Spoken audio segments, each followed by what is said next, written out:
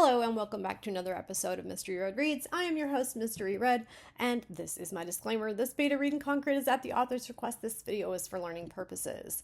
Today we're looking at a piece of original fiction. We are looking at chapter 11 of The Lake of Haunted Memories by Ladybugs88. So I call them Ladybug. And we are looking at chapter 11 with Ruth. So our last chapter 10 was with Barb. So Barb is a little sassy and Ruth is much nicer. Sweeter, I guess. So anyway, we are going to get into this. Let's see. In the pickup, Ruth sat sideways, her feet out of the open door and dangling over the grass blades that swayed back and forth below. Carl and Barb had left the sanctum of the vehicle and nothing had attacked them, so Ruth could do it too, right? She drew a calming breath and pushed the door farther outward. I'm not vulnerable. I'm in control. Much good had those words done to her in the past. She sneered as she recalled the exotics course snake lab. Okay, hang on. Much good had those words done to her in the past. Done to her or for her? Done for her in the past. I kind of think it's for her. Okay, maybe it's interchangeable. A personal opinion, perhaps. Yeah. Okay, I'm gonna try it. Let's see. Much good had those words done for her in the past. She sneered as she recalled the exotics course snake lab. Okay, exotics snakes. Okay, I'm wanting the snake before the exotics course in the lab. I don't know why. There's something about the wording between exotics course snake lab. Is it snake lab? Was it? I guess yeah, it was, because they were studying a snake in the scene. Okay. She drew a calming breath and pushed the door further outward. I'm not vulnerable. I'm in control. Much good had those words done for her in the past. She sneered as she recalled the exotics course snake lab.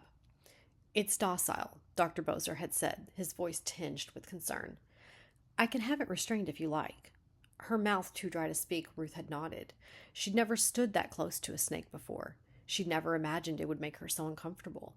A shiver ran from her toes to the roots of her hair, and she could barely breathe. Another set of footsteps announced Another set of footsteps announced the teaching assistant's arrival, her gloved hands lifting the glass. Okay,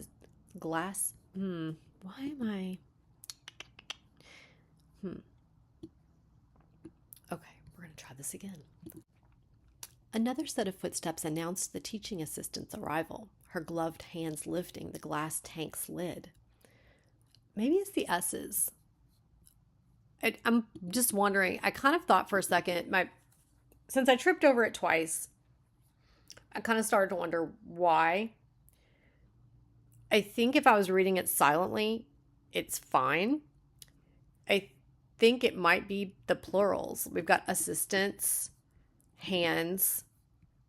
Then we have glass, which is another ending in this. We have footsteps. I think I might have had a lot of ending S's, and maybe I just kept tanks, lid, because I'm struggling. I started to trip up kind of around the combination of glass, tanks, lid. Maybe they're words that aren't often paired together. Maybe I'm just musing over what. So I don't see anything wrong with this sentence. And so when that happens, and yet I've tripped over it multiple times, I have to look at the pairings of the words and wonder why that is. And it doesn't mean there's anything that needs to be changed. It's just me looking closer and saying, okay, why am I tripping over this? And if I slow down and I try it again and I'm following the punctuation as my guide and I'm still tripping over it, why is that? So it's just me trying to figure it out. Sometimes I actually come up with the rational, the rationale behind it. And sometimes I don't. I'm going to give it one more go so that we can get through this paragraph.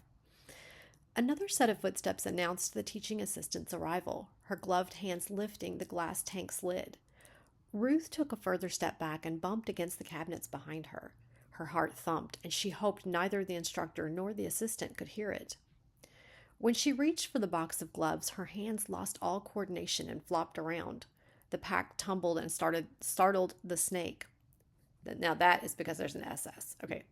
The pack tumbled and startled the snake. It hissed. She tried to retrieve the box, but her knees buckled. The room fell silent, all eyes on her. "Excuse me." She grabbed her knapsack and scuttled backward and out the double doors. Still shaking, she ran down the hallway and stairs. The following day, Ruth went to the main campus counseling center. She'd meant to get an appointment before over her sleep disturbances, but now she had a stronger reason. As she sat in the waiting room flipping the pages, hang on a second. Yeah, okay. There was an extra space there. Let me take it from the top there. The following day, Ruth went to the main campus counseling center. She'd meant to get an appointment before over her sleep disturbances, but now she had a stronger reason. As she sat in the waiting room flipping the pages of a magazine without registering the contents, she still couldn't rid her memory of the slit. Okay, this is a long sentence. It's long. Okay. As she sat in the waiting room flipping the pages of a magazine without registering their contents, she still couldn't rid her memory of the slit eyes staring at her and the forked tongue protruding. So my suggestion would be to break it into two sentences. And when I read flipping the pages of a magazine without registering their contents instead of the contents, it makes me think that there's more than one magazine. So it would be magazines. Flipping the pages of magazines. My suggestion would be, as she sat in the waiting room flipping the pages of a magazine without registering its contents or the contents, she still couldn't rid her memory of the slit eyes staring at her. And I'd omit, and the forked tongue protruding. I'm going to make the suggestion, as I think the sentence is a little bit too long. And it just would help it a little bit. Ruth had finished one magazine and picked up another when a woman with sandy blonde hair and a colorful scarf entered. Okay, so now we have magazine, which is kind of a bigger word. We have it into, but there is more than one that she's looking at. I don't know. I'm kind of like, it's like, sometimes I'm indecisive. I guess I'm in kind of back and forth on whether or not it's worth mentioning, but I also know that if I don't let the thought process out, then it can cause me to mess up. So I have to just acknowledge that my brain is recognizing there are two magazines too close together or in close proximity. So on that note, we are going to keep going. Let's see. Ruth had finished one magazine and picked up another when a woman with sandy blonde hair and a colorful scarf entered. "Ruth Kisty?" She extended one hand and motioned toward a hallway. "I'm Velma Van Veen." Ruth followed her into an office that smelled vaguely floral. Light trickled in through the partly open Venetian blinds. "Have a seat." Velma gestured at an orange wing-back chair while she sat at a spacious desk lined with a closed laptop, a box of tissues, and a mug decorated with yellow flowers. On the adjacent wall, a bookcase held moleskines. Moleskines? Is it moleskines? Moleskines. Yeah, I think it's moleskines. Hardcover volumes and stacks of paper. Ruth tried to relax her hands into her lap, but the memory of the contorting snake still left her on edge. Why had she reacted so strongly? Before this, she had no problem with any animal. On the contrary, last week she'd handled the albino iguana with aplomb. Velma put on a pair of tortoiseshell glasses. "Tell me, Ruth, what brings you here today?" With a moleskin notebook balanced on her crossed legs. Okay, I'm going to pause. And I'm going to ask myself, I'm going to allow a thought to come out and ask. Just for sake. I like a visual when I'm reading, and you're painting me this great scene, and I've got a feel for Velma. You kind of set her up. And yesterday I was doing a read for No Aunt 5039.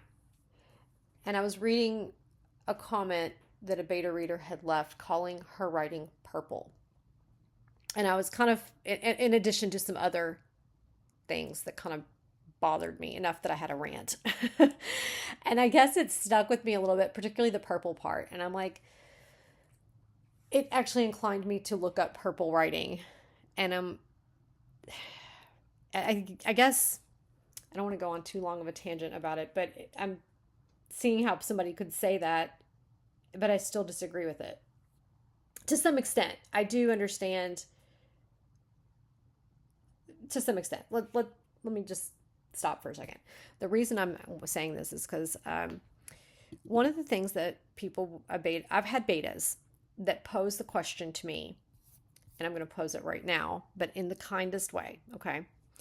On the adjacent wall, a bookcase held moleskins, hardcover volumes, and stacks of paper. Ruth tried to relax her hands into her lap, but the memory of the contorting snake still left her on edge. Why had she reacted so strongly? Before this, she had no problem with any animal. On the contrary, last week she'd handled the albino iguana with aplomb. Velma put on a pair of tortoiseshell glasses. Tell me, Ruth, what brings you here today? With a moleskin notebook balanced on her crossed legs, Velma took notes while Ruth recounted the previous day's failed practice and the snake for the exotics course. Okay. Is it important that we mention that it is a moleskin notebook and moleskin hardcover volumes?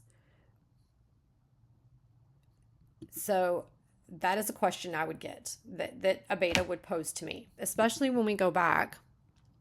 Velma gestured at an orange wingback chair while she sat at a spacious desk lined with a closed laptop, a box of tissues, and a mug decorated with yellow flowers. Okay, so you have more than one adjective in the sentence. I like it. It's painting a visual for me. It's setting up the room. It might be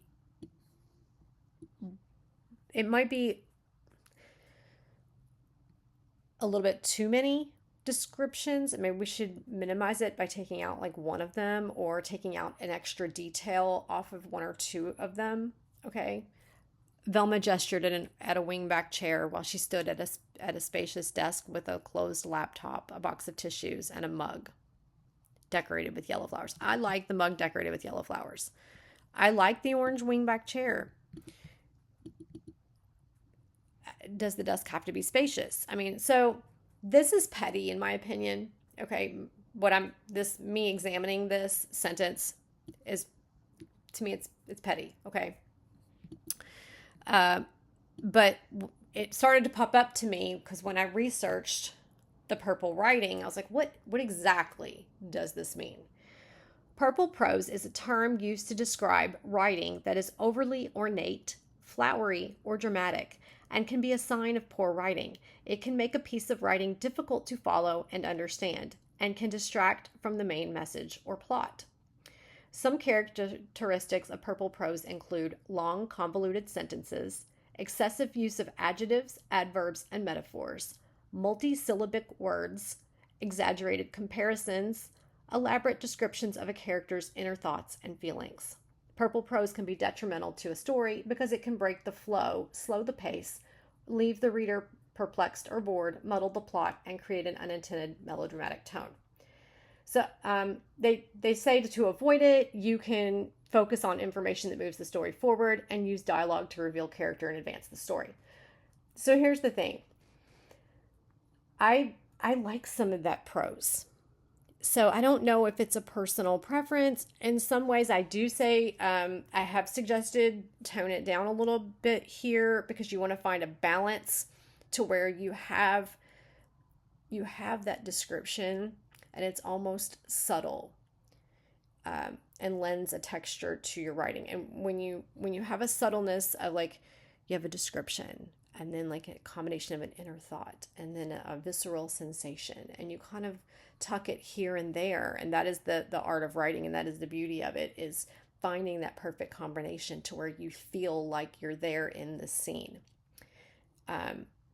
Whereas if we fill it up, and the thing is, I like description, and so the best way for me to figure out what is too much is if I trip over it when I'm reading, or if the descriptions start to become a distraction, and I find myself saying, okay, it's been mentioned more than once that there's a moleskin. So is that important? Is that something I should notice as and tuck away as a clue of something? And I really don't think it is in this paragraph, in this context, in the two mentionings of it. I don't think that I don't think it is a hint to something. I could be wrong, but I don't think it is.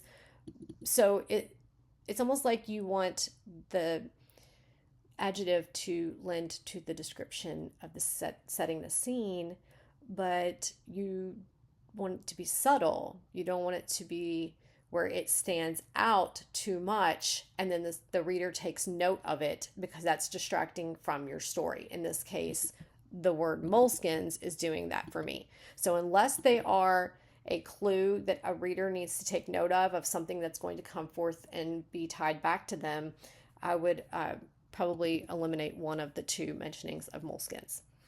And that is an example of what I'm not going to call it purple prose. I'm kind of offended by it because I like, I like the visuals. I don't like long convoluted sentences. I do like a nice balance of adjective. I kind of try to avoid adverbs if I can, and or use them sparingly. And I do like a metaphor here or there, but obviously you don't want to use one every other couple sentences. I do like a multisyllabic word on occasion, not to where my reader has to go pick up a glossary or a dictionary. And I don't know, exaggerated comparison, that would probably come off when I'm reading it. It would kind of feel knee jerk or too much. Let's see. Elaborate descriptions of a character's inner thoughts and feelings. I'm probably guilty of that in some of my writing because I write, I'm an empath, and all the thoughts and feelings come out. But that's part of where I'm currently working to find balance in those. What is the right combination to pull the trigger on the feelings, but with the fewest words to still have that punch? For really quick, here is an example of perfect purple prose. The mahogany-haired adolescent girl glanced fleetingly at her rugged paramour, a crystalline sparkle in her eyes as she gazed enraptured upon his countenance. Okay, so it's very saccharine. We have mahogany-haired adolescent girl. So you have the girl as the noun, and you have mahogany-haired and adolescent as two adjectives to that one noun. Glanced fleetingly at her rugged paramour, a crystalline sparkle. So you've got rugged, crystalline, sparkle for the eyes, and so that's your noun, and it has two adjectives. And she gazed enraptured upon his countenance. So it's almost like it gives me it makes me think Shakespeare, but that's the way they spoke at the time. So I guess, I don't know. I can see how I would probably pull this out and say, hey, you'd probably pick one or two, and probably not more than one adjective to a noun, and then you would pare it down and find balance. It's easier to pare it down unless it's hard for you to let go of the beautiful words, which sometimes it is, especially if you like the combination of them. And I can put in beautiful words that are a little bit melodramatic or have a heavy emotional tone to them, and they come together nicely, but they tend to be more telling than showing, and so I have to go back and take them out, and it bothers me, but I have to do it, and the story is better for it. So I wanted to observe that as I saw a little bit of a possible example to pull from with the moleskins and with the all the adjectives in this one sentence. So on that note, I'm still liking the visual I got. So we gotta find balance. And with that little side thing, we're going to get back on track. With a moleskin notebook balanced on her crossed legs, Velma took notes while Ruth recounted the previous day's failed practice with the snake for the exotics course. Then Velma removed her horn-rimmed glasses and held them in one hand, a pen gripped in the other. Have you ever heard of EMDR? Ruth hadn't. It stands for eye movement desensitization and reprocessing, Velma added. It's what I'd recommend for treating phobias and traumas like yours. Ruth shifted in the wingback chair. See, okay, so this is the second time we've mentioned wingback. I would probably only mention it once. For example, I think you had orange wingback up here, so maybe you take out the adjective. Velma gestured at an orange chair while she sat at a desk lined. Let me go ahead and make the suggestions. Let's just make them for the sake of. And you can obviously just click to delete them. Velma gestured at an orange chair. Now, why I'm telling you to pick orange over wingback in this situation is because you've got wingback down there. And if you eliminate the one up here, you get to keep it down there. And I would rather have the color visual before I add the detail of the wingback. It's easy for me to expand if I have visualized the color, which is the larger thing that you're going to notice. You would notice first if you walked into a room the color of the chair, and then the style of it maybe later. So if you want to mention it, I would pick one or the other. And that's my rationale there. Doesn't mean it's right. Velma gestured at an orange chair while she sat at a desk lined with a closed laptop, a box of tissues, and a mug decorated with yellow flowers. See, we just took a couple things out of there just to pare it down just a little bit. You could even take out closed if you wanted and pare it down further. Velma gestured at an orange chair while she sat at a desk lined with a laptop, a box of tissues, and a mug decorated with yellow flowers.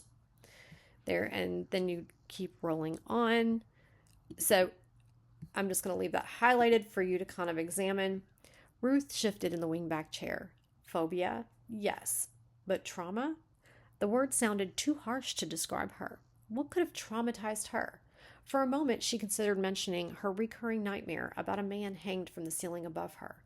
His eyes widened and bulged, and his fingers dug at the rope around his neck. A horrible rasping sound emanated from his throat while his body spun one way and the other, and his feet pedaled in the air. Instead, she asked, "How does it work?" I'd pose some questions to start. Then we would do a set of eye movements, and I'd repeat some of the initial questions. Getting to the root cause would take longer, but if I understand correctly, you simply want to be able to handle the snake for this. Velma performed a circular movement with the glasses in her hand. What do you call it? Practice? Ruth nodded. Velma uncrossed her legs. When you think of the snake, what word describes the negative beliefs you have about yourself? The question surprised Ruth. About myself? Don't you mean about the snake? About the snake if you prefer. It's so repugnant, slimy, and treacherous. It attacks you when you're vulnerable. So you feel vulnerable? How would you rather feel? In control? Velma put her glasses back on and scribbled something down. Try to imagine the snake in front of you. How in control do you feel on a scale from 1, meaning absolutely false, to 10 being completely true? 1. When you hold the words "I'm vulnerable" and the image of the snake together in your mind, what emotion do you feel? Terror. Can you rank it from a neutral 0 to 10 being the worst you can imagine? Was it okay to say 10? Instead, Ruth played safe and said 9. Where do you feel it in your body? Ruth tried to recall the sensations she experienced in class before she sneaked out the door. My back, neck, and shoulders. Velma removed her glasses and held 2 fingers in front of Ruth's nose. Think the words "I'm vulnerable." Picture the snake in your mind and concentrate on the feeling while you follow my fingers with your eyes. She removed them from side to side like a pendulum. Ruth felt cross-eyed and dizzy. Now take a deep breath, Velma said. Ruth did. From 0 to 10, what do you get now? Well, that was a tough question. Maybe an 8. Hold that thought. We'll do another series. Velma repeated the dizzying set of finger sweeps in front of Ruth's face. Now what happens when you see the snake again? A 7? Another slew of questions followed. Ruth answered them. Velma did more pendulum finger tricks before she called the session over. Ruth's eyes were so tired, she headed to the library and napped with her head on her knapsack.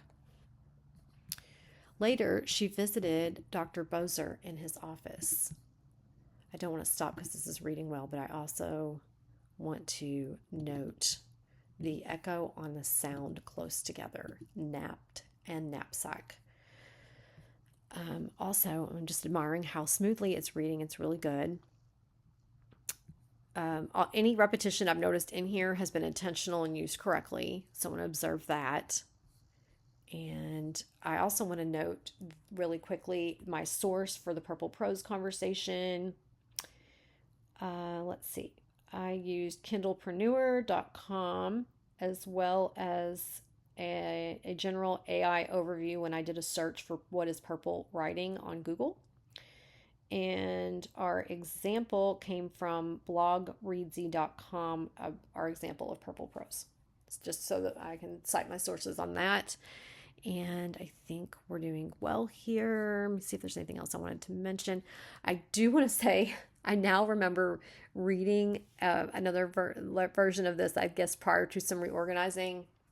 And so at the beginning, I kind of already knew about Ruth's fear of snakes from the other read. So I apologize if I gave something away before we got in here. But if you've been following all my reads, you probably already know too. Let's see. Later, she visited Dr. Bozer in his office. After reassuring him she no longer felt ill, she asked for a second chance to do the practice. The other group is doing it on Friday at 9. Can you make it? Yes, thank you. Hopefully the counselor would be available for an additional session. Ruth went to her next class but felt different in her interactions, as if her classmates now deemed her inferior. In their second session, Velma attributed this to Ruth's projecting her self-image on the people around her. To that comment, she gave a perfunctory nod, not because she agreed, but because she had limited time in these sessions and needed to focus on the snake. Velma repeated the questions and finger movements, and Ruth tried her best to follow them with her eyes. She met with Velma a third time.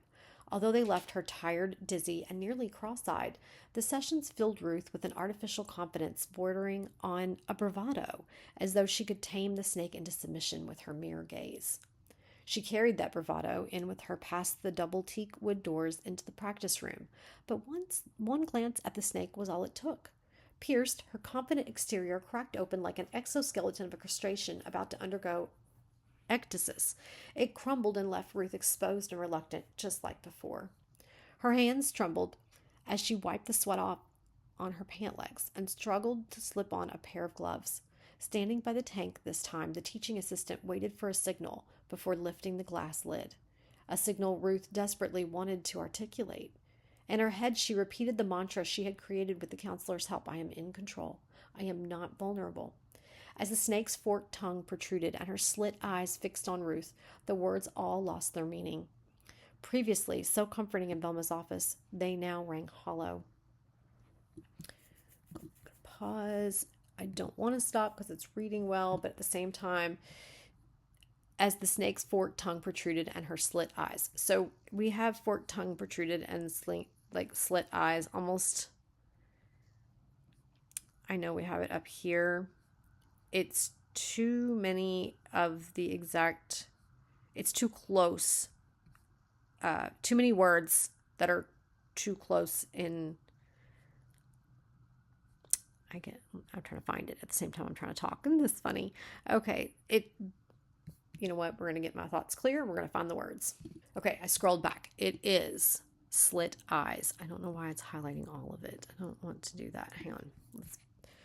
So the exact pairing of slit eyes. And so this description is very specific, and to have it mentioned more than once when it's very specific in the same chapter is just, I know she's recalling the snake, but I hesitate to use the exact pairing. I guess this is how she remembers it, and that's why we're recalling it back up exactly the same way again. So I almost feel like this might have been intentional, or I'm just inclined to suggest a different reference. I don't know. I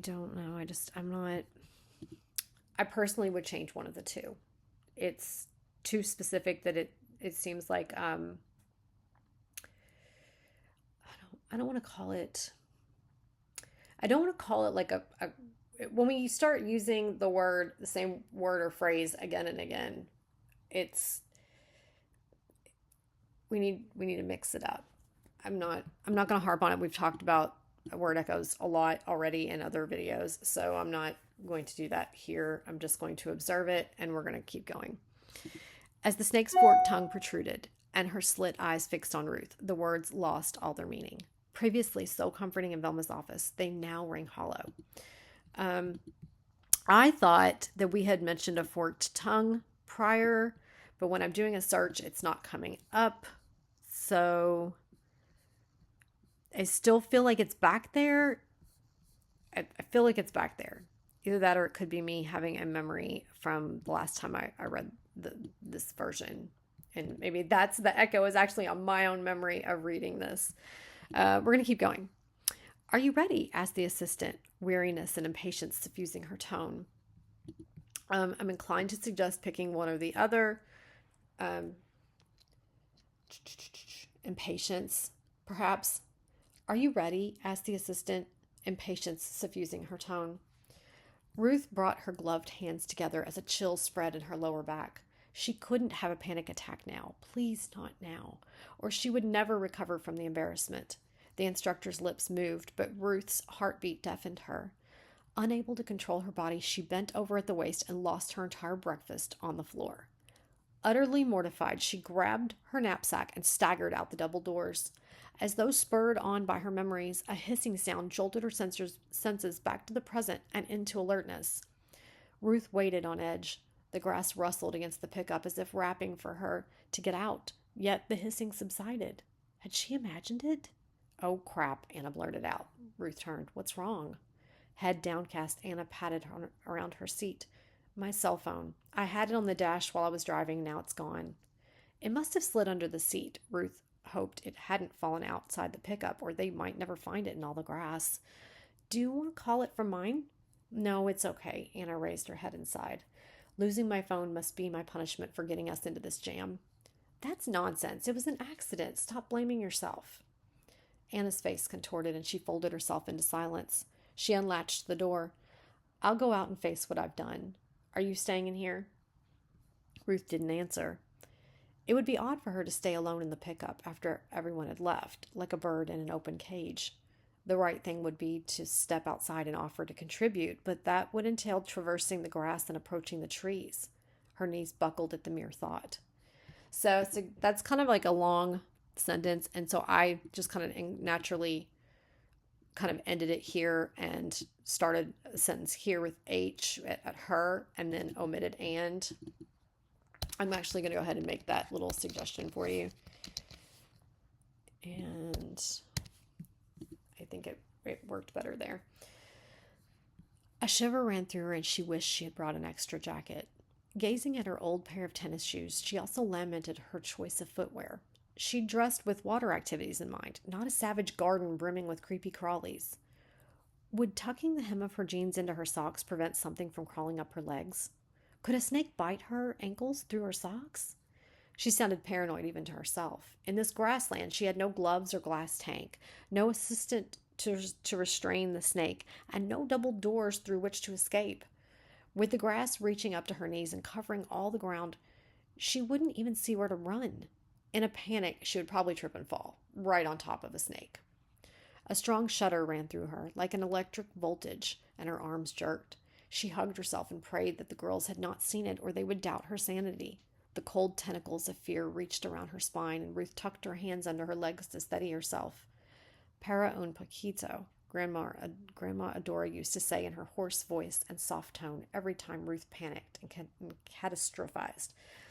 I'd probably let that one go. Just say panicked. There we go. She pictured her grandmother's face and breathed in and out to calm her mind. She couldn't keep hiding in here, so she wiped. Okay, why did it's? Oh, my mouth is wanting to say swiped. It's trying to merge them. She couldn't keep hiding in here, so she wiped her sweat-laden palms on her jeans and slid to the edge of the seat. Breathing slowly, she tipped forward. Her shins scraped against the grass, and her soles squished on the muddy ground as they landed. Ruth took a couple of cautious steps and let go of the door behind her. It banged shut. The sensation of the grass blades swarming her legs overwhelmed her. I'm not vulnerable. I'm in control. But those words didn't work, as she knew so well. She walked along the edge of the pickup, fingertips tracing along the metal to ground herself. Ruth was so intent on watching the grass that when something ruffled it, she imagined the worst and screamed as her heart somersaulted into her throat. It turned out to be Carl traversing the grass, carrying the spare tire. Sorry, she said. I didn't mean to startle you. I'm going to pause really quick because we've got a lot of grass in close proximity, and I was trying to let it go. I feel like the song just bust out in my head, but at the same time, I could not. It just kept coming, and pretty frequently. So I'm just going to mention it. Yeah, we're just going to do it. So as annoying as I know this is, it looks like I'm right at the end too. All right, I'm going to try to go ahead and finish my paragraph and then we'll come back and talk about the word grass. It turned out to be Carl traversing the grass carrying the spare tire. Sorry, she said. I didn't mean to startle you. No worries, Ruth muttered, still breathless and mortified at having screamed. No point in denying her fright, since a blind person would have noticed her trembling all over. I'm still a little shaken from the accident. Okay, so reader musing, I'm wondering, okay, I know that Ruth had the fear of the snakes, and I can understand her logic in that, imagining that a snake could get her and there's nothing between her and the snake if she's out walking around in tall grass. She's not wrong, okay? She's not wrong. But I'm also wondering from prior chapters, I just feel like there is some blocked trauma that is going to come out and be very clear for Ruth later. And I'm noting that nightmare she had of that man hanging. It's just very, I feel like we're going to have a revelation of whatever, a Ruth revelation later on in the story. So I feel like there might have been some, there's more there. I know she went to the therapy. I know she was scared of the snake and the thing, and she had to quit the program because she couldn't do it. She couldn't get past the snake thing. Oh my God, the embarrassment of getting sick. Poor girl. So totally with Ruth, secretly wondering what happened, what blocked trauma that does she have? Because she couldn't rationalize her own fear. She couldn't even rationalize it. She's like, I don't understand. So I'm just thinking there's something there that has happened to her that she has blocked out. Now, really quick and super annoying. I know, I'm really sorry. That we've got grass. That's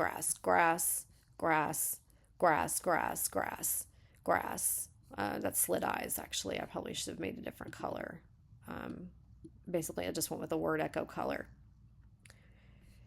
This is napped and knapsack. You have echo on the sound in the same sentence.